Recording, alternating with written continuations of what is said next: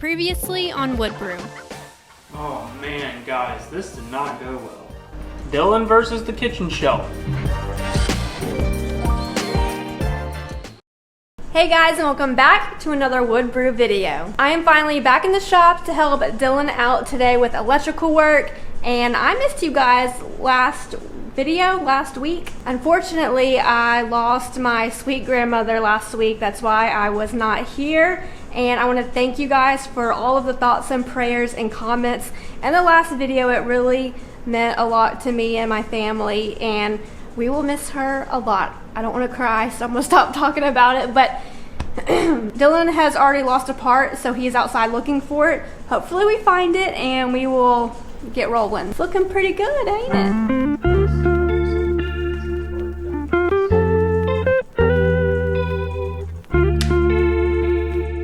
$10 I've ever spent.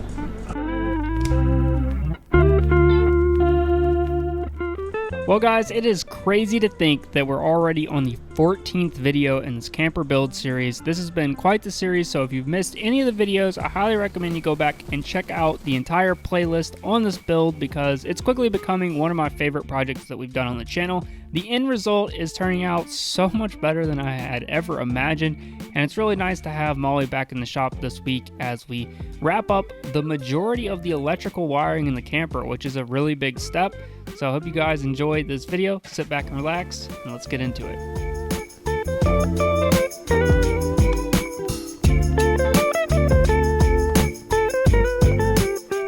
So one of the first projects in the electrical wiring that I wanted to tackle were these little bitty sort of articulating arm nightstand type of lights. These are the main lighting for the cabin. They're really nice. They're touch dimmable. They have a little charger on them, so they're super awesome to use. But I sort of miscalculated how I was going to wire these up, so I'm having to pull another wire back through the hole in the wall, which was a bit nerve-wracking because I wasn't sure if it was going to pull through easily, but thankfully the entire channel for the wiring stayed, I guess, very clear, and it was easy to pull new wiring through. So it's nice to know that in the future, if we have to pull more wiring for this camper, it should be relatively easy.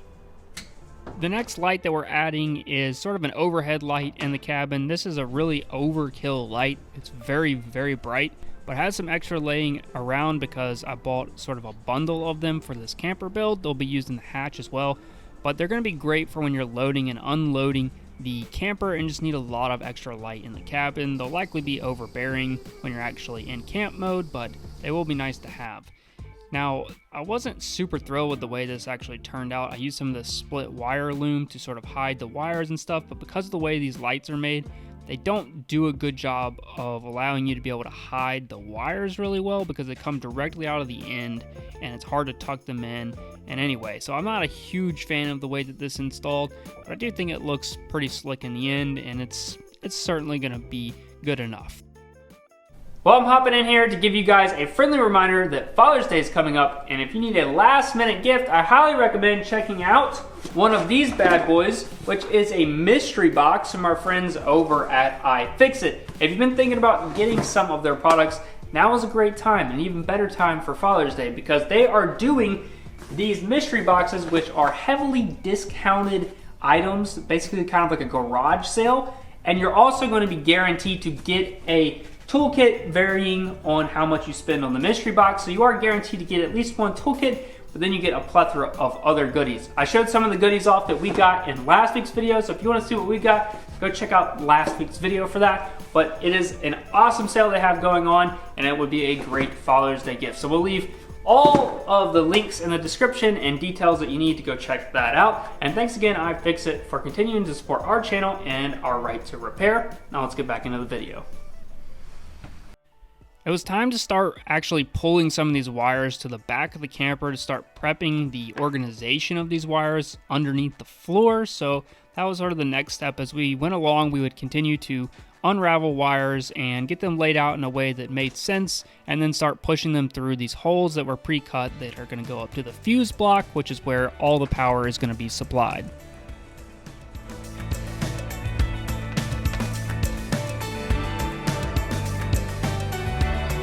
One of the things that we decided to do was run all of the trailer lighting in the actual camper, so it was a part of the camper, which hopefully will have a little bit more longevity than just having these wires underneath the trailer. Hopefully these lights will last a really long time.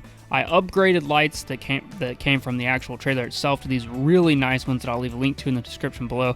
They're actually solid aluminum with a really nice sort of amber tone to them, as well as we have some running lights that are going on the sides. So this is going to be really well fitted out with trailer lights, hopefully, and there won't be any issues with that in the future. And with that sort of sorted out on the first trailer light, I moved my attention to the more daunting task, which was adding in the vent fan. This is a Max Air vent fan that we're adding to this camper, and I was really nervous to see how this was all going to go together. I didn't want to pinch any wires. I was concerned about wires, not being able to fit, in the hole next to the fan, so it was a little bit nerve-wracking, but I got the butyl tape added to it and got Molly to sort of look underneath from the inside and make sure it was centered and set it in place. And then all that was left was adding the screws around it, and then obviously we'll have to come back and add some sealant around all of that. But that was a much simpler install than I possibly ever imagined.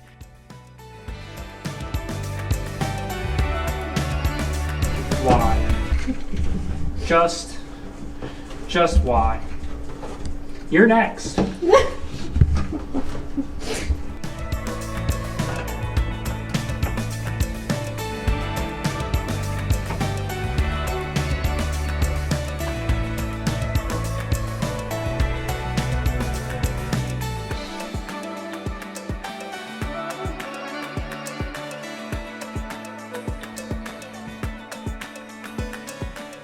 Now I've had these pieces of foam cut for a really long time and stashed away, but these are actually the foam insulation that go in the flooring, and they also will make a gap or a space between the top panel of flooring and the floor, which is going to allow us to run all of our wiring under the floor. It's also going to make it really serviceable in the future because all this wiring is going to be in these really neat channels and the floor will be easily removable.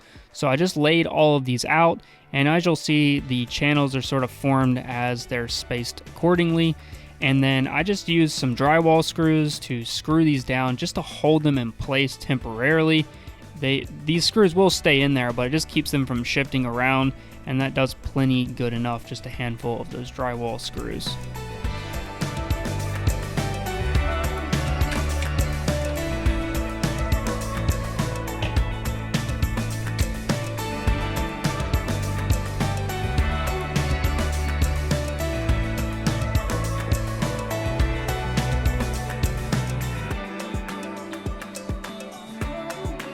Moment of truth, I have this slightly jerry-rigged, so just ignore that, but we're about to turn the entire 12-volt system on, see if anything blows up, see if I could read my labels correctly, because they faded pretty much completely off the wires, so I was guessing the majority of the time, but here we go. Lights turned on. Oh yeah, the porch light's on. Oh, this light's on, that one's not. Maybe you have to touch it. I hope you just have to touch it. Not ideal. Oh, look at that. I think these... Yeah, they got dimmers on them. These also have USB chargers on the sides. So that's the reason why we don't have any outlets or really anything in here. There will be some 120 back there, but your phone can plug in right here, which is super convenient. Now this is the one that if this wire doesn't work, see this works, which is really good because that wire is basically impossible to replace. And this wire is also basically impossible to replace, so please work.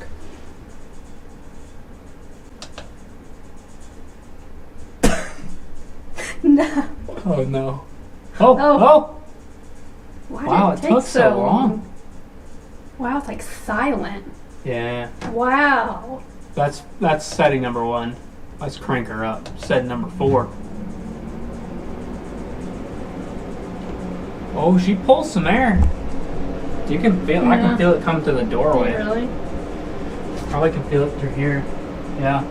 Yeah. When this thing's gonna be real sealed up, and when it is, these are gonna be like air conditioning vents. They're gonna be pulling some air through.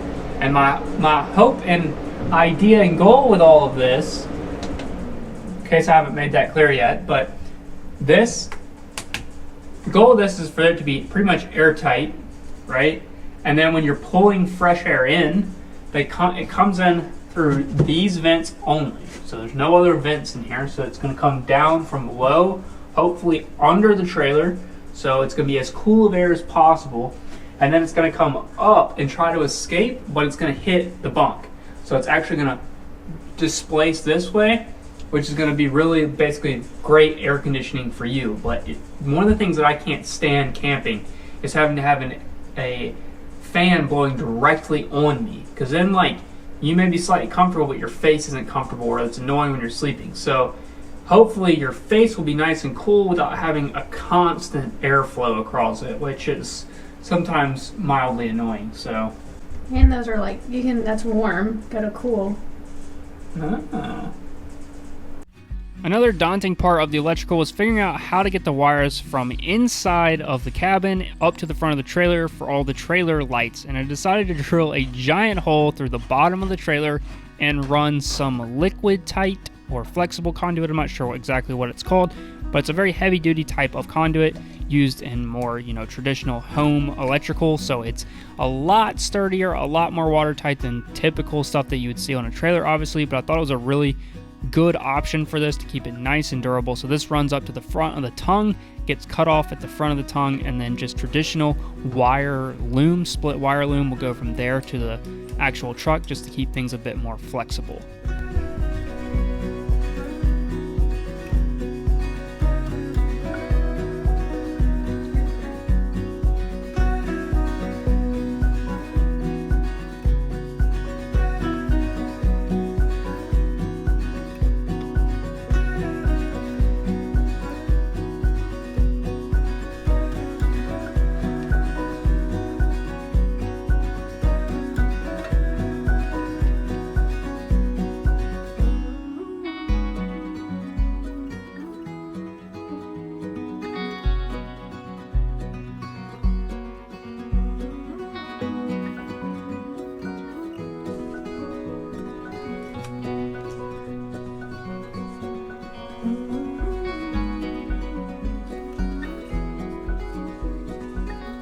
So we've been putting off this super important step, of actually securing the camper to the trailer. Yeah, we haven't done that yet, so we figured at this time it was probably pretty important that we did that. So we used 8 of these bolts with lock nuts to actually secure this down to the trailer, which should be more than enough to keep this thing on going down the road.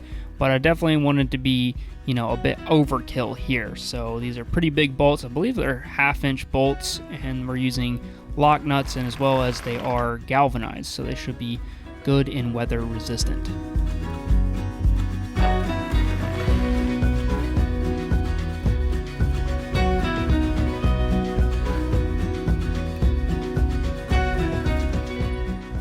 With the camper bolted down, basically the interior was ready to have its floor installed. So we rolled the camper out because, don't have enough room to actually work in here with the camper in, which is a bit of an issue. But now we're working on cutting our final piece of 1/4-inch plywood to make up the floor. And this will sit right on top of that foam and cover up all of those wires. This was definitely some tricky cutting here, and it was even trickier getting it put into place.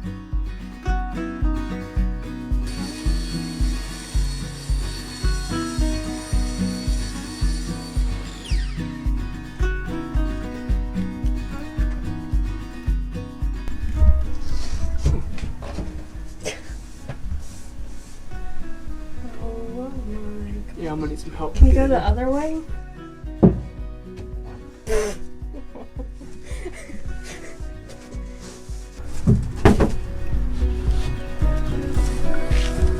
This should be a very snug fit.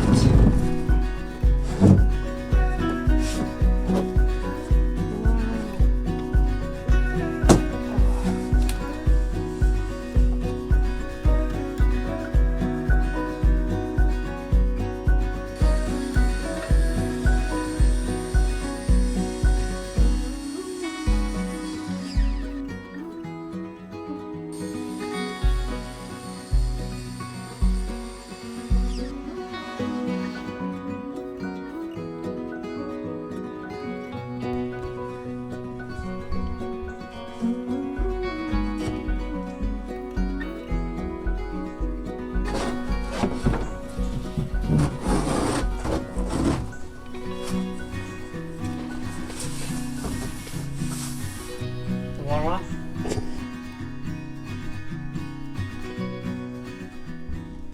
I decided to make some modifications to the hatch before we install it, and one of the main things that I wanted to do was cut these sort of flanges off at the top and add in some more blocking, which is where the hurricane hinge attaches to. I just wanted some more substantial area for those screws to hit, so I started by zipping those off with a multi-tool, and then I came back and added some 3/4 inch plywood sort of in this L shape, and it should help keep things nice, flat and straight, as well as provide some more meat for those screws.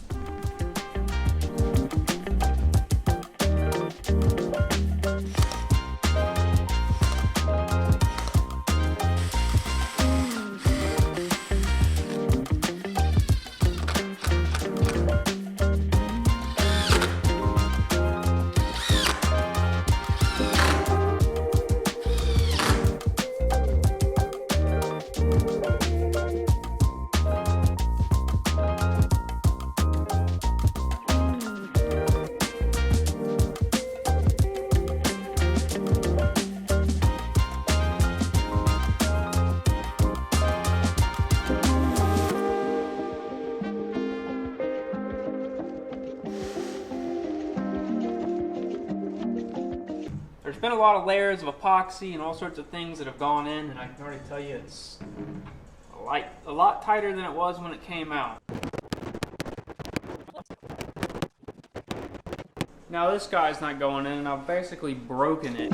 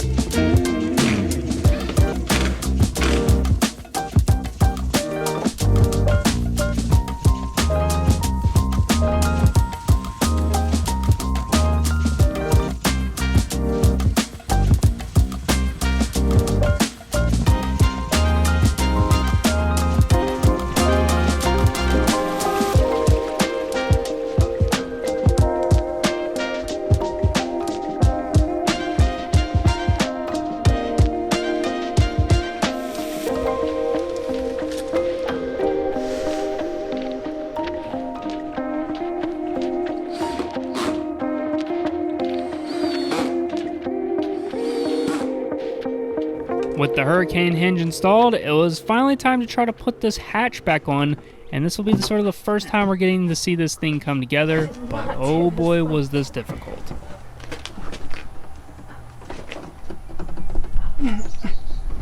Tiny bit too short. Just that. There. Is there any way I can get on the end? Too short. Come to me. Let me walk back. Go to that corner. Okay. Okay.